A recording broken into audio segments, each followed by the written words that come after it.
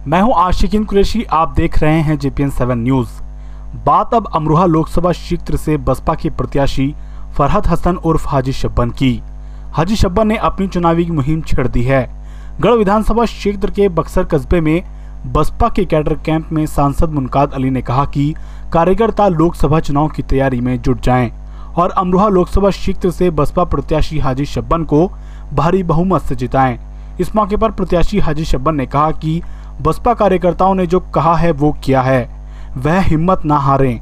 अगली सरकार हमारी होगी और जो लोग हमारे लोगों को सता रहे हैं उनको मुंहतोड़ जवाब दिया जाएगा।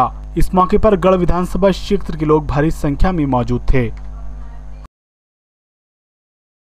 जब 14 अप्रैल सन 1984 को बहुजन समाज पार्टी बनी थी तो बहुजन समाज पार्टी के संस्थापक माननीय काशीराम जी ने कहा था कि साथियों, ये पार्टी के साथ साथ एक मिशन है और इस मिशन का मकसद होगा इस देश में रहने वाले हर समाज को, हर व्यक्ति को इस देश के अंदर बराबरी का दर्जा दिलाना, हर समाज को, हर व्यक्ति को उसके अधिकार दिलाना, हर समाज को, हर व्यक्ति को इज्जत और सम्मान दिलाना और हर व्यक्ति को रोटी, कपड़ा और मकान दिलाना इस मिशन का असली मकसद होगा। और ये हकीकत है, 14 अप्रैल सन 1984 से जब से ये बहुजन समाज पार्टी बनी है, चाहे किसी समाज ने बहुजन समाज पार्टी का साथ दिया हो ना दिया हो, लेकिन जब जब भी बहुजन समाज पार्टी के हाथ में ताकत आई है तो बहुजन समाज पार्टी ने सर्व समाज के हित के कार्य किए हैं, सर्व समाज के हित में फैसले किए हैं, मिसाल कायम की है।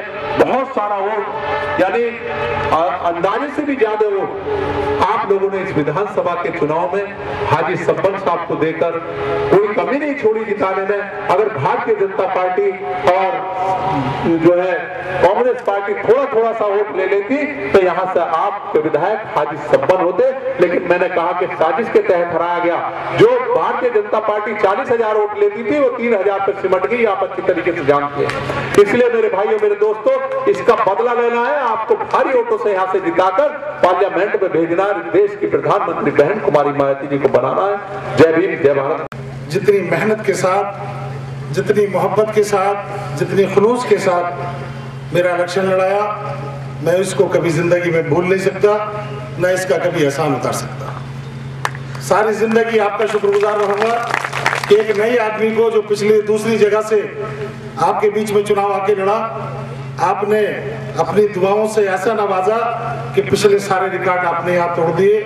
लेकिन हमारे मुकद्दर में नहीं थी, दूसरे सभी लोगों की, जैसे माननीय सांसद जी ने बताया कि दूसरे सभी लोगों ने एक साजिश के तहत बहुजन समाज पार्टी को हराने का काम किया, इसलिए हम लोग कामयाब नहीं हो पाए। लेकिन फिर भी मैं कहता हूं कि आप लोगों ने जितनी मेहनत और खुलूस के साथ आपने मुझे इलेक्शन लड़ाया, मुझे बिल्कुल भी इस बात की जरा भी अफसोस नहीं है कि मैं चुनाव हार गया।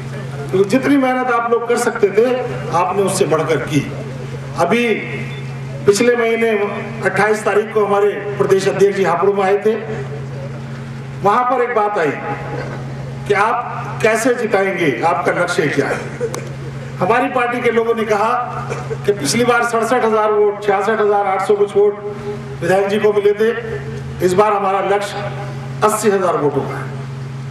तभी मैंने अपने प्रदेश अध्यक्ष जी से कहा था कि हमारे विधानसभा के कार्यकर्ता जो कहते हैं वो करके दिखाते हैं। मुझे पूरी उम्मीद है कि लोग 80,000 के जो टारगेट है उसको भी अचीव करेंगे और मैं पूरा भरोसा करता हूं अपनी विधानसभा के अपने सभी साथियों के ऊपर कि इंशाअल्लाह ताला फिर वक्त आ रहा है, फिर हम सब लोग आपस में मिलके इकट्ठे होकर भाईचारा बनाकर इस लड़ाई को लड़ेंगे और उम्मीद है इंशाअल्लाह ताला इस बार फतेह हासिल।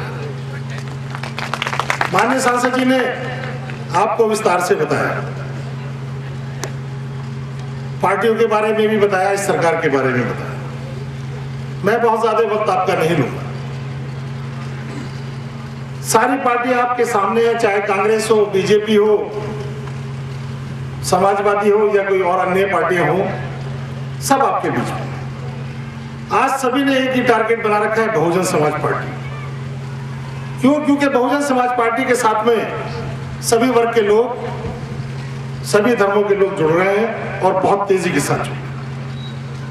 ये बात अलग है कि पिछली बार हमको कुछ कम वोट मिले, लेकिन जब किसी चीज को कंपेयर करके देखते हैं कि भाई तुलना करके देखते हैं कि कौन कैसा है। अब वो सभी लोग कहते हैं कि भाई बहन मायावती की जी सरकार इस सरकार से कहीं गुना बेहतर थी।